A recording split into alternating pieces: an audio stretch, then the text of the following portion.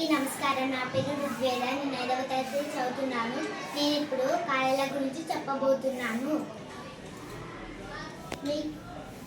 మీకు ఎవరికైనా కాయల గురించి తెలుసా?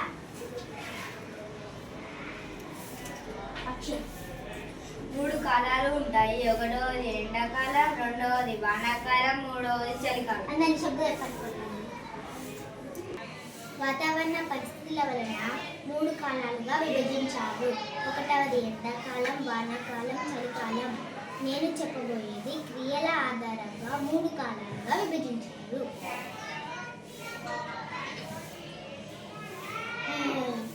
భూతకాలం, రెండవది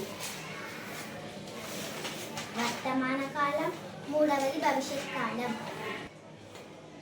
ఇప్పుడు నేను భూతకాలం గురించి చెప్పబోతున్నాను. భూతకాలం అంటే జరిగిపోయిన పనులను తెలిపేదే భూతకాలం. ఉదాహరణ, మొన్న మట్టితో ఇల్లును తయారు చేశాడు అనేది భూతకాలం. నేను నిన్న ఊరికి పోయాను అనేదే భూతకాలం. ఇప్పుడు నేను వర్తమాన కాలం గురించి చెప్పబోతున్నాను. వర్తమాన కాలం అంటే జరుగుతున్న పనుల గురించి తెలిపేదే వర్తమాన కాలం. ఉదాహరణ, డిన్నర్ పేపర్ చదువుతున్నాడు అనేది వర్తమాన కాలం.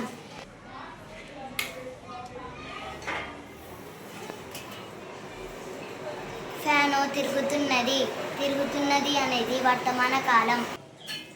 ఇప్పుడు నేను భవిష్యత్ కాలం గురించి జరగబోయే పనులను తెలిపేదే భవిష్యత్ కాలం. ఉదాహరణ, రామ్ చరణ్ పెద్దయ్యాక అయ్యగారు అవుతాడు అనేది భవిష్యత్ కాలం. నేను రేపు ఊరికి పోతాను అనేది భవిష్యత్ కాలం.